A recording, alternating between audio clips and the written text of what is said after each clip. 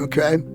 Little over 5 years ago, I was performing my job, which I had been doing 30 years, and I did a lot of lifting. One day, I picked up a box, and my right arm just dropped it. Right out of the blue, it just dropped it right to the ground. I was like, that was weird.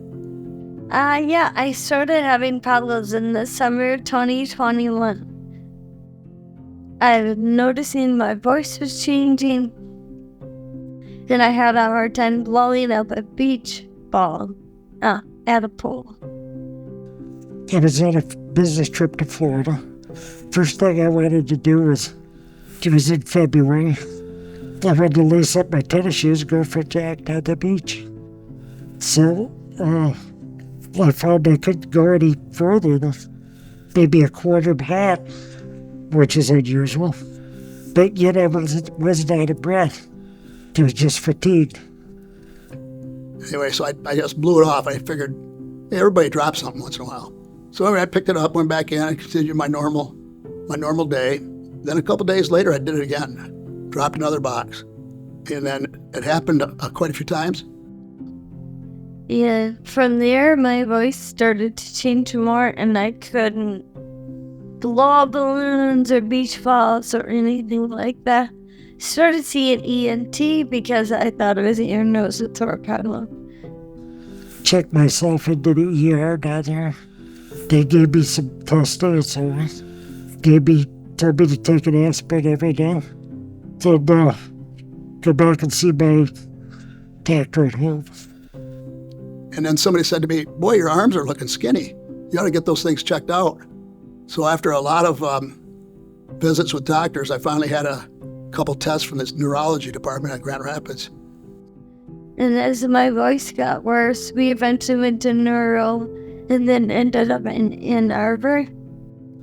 She said, now I want you to give me 5 leg squats. I couldn't get up after the third one.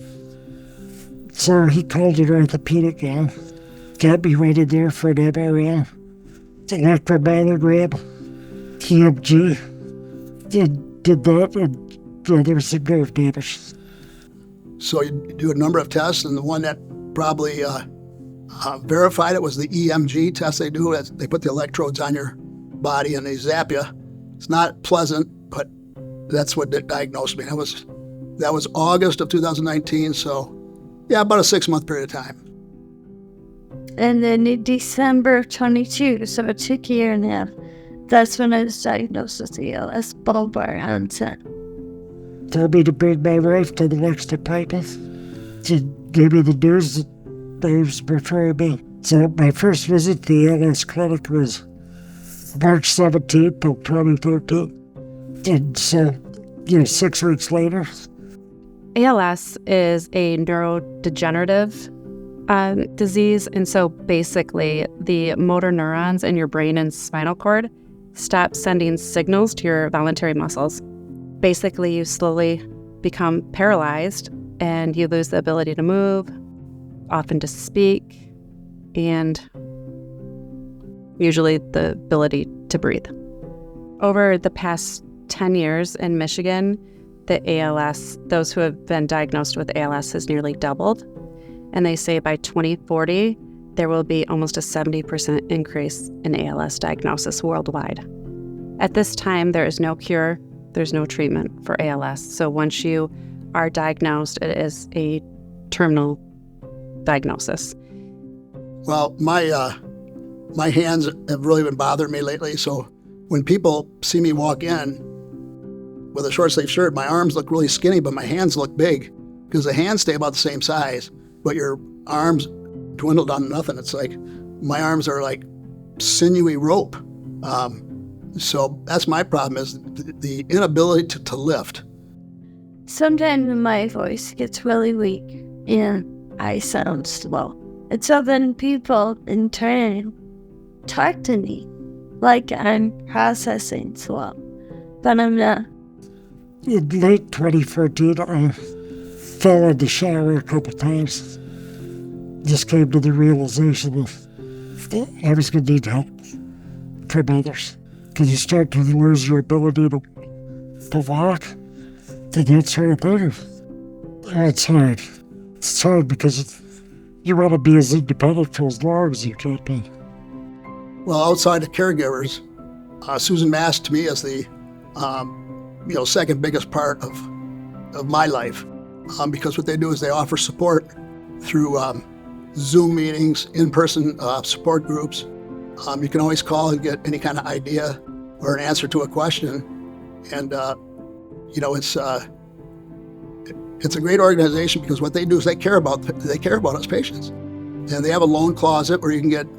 They'll let you have like Hoyer lifts, communication devices, wheelchairs, various hardware that you need to deal with this disease. Susan Mast has offered me a lot of support. I've taken advantage of the meals because I still have 3 kids at home. So cooking can be, it's a downer sometimes. I'm just sick of coming up with ideas and I get tired. They've helped me through their loan closet, the holiday baskets they brought around. They're wonderful. Now the support for caregivers. The amount I spend on caregivers, and I've got a great team of them, believe me. But it's not cheap.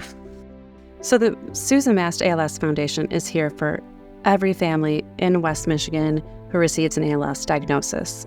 And what we provide to them is respite, equipment, home visits, support group, transportation, meals. We have social workers on staff.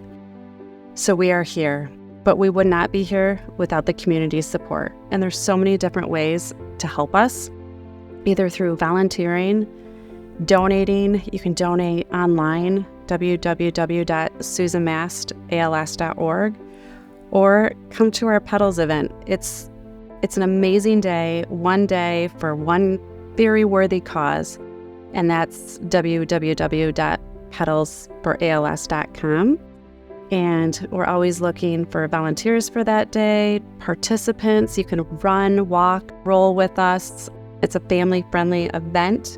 So if you know corporate sponsors, please reach out to them. Families can create a team and get pledges. Last year, we brought in almost $100,000 just in pledges from friends of ALS families who wanted to help. So it's so appreciated. And without the community, we'll not be able to serve.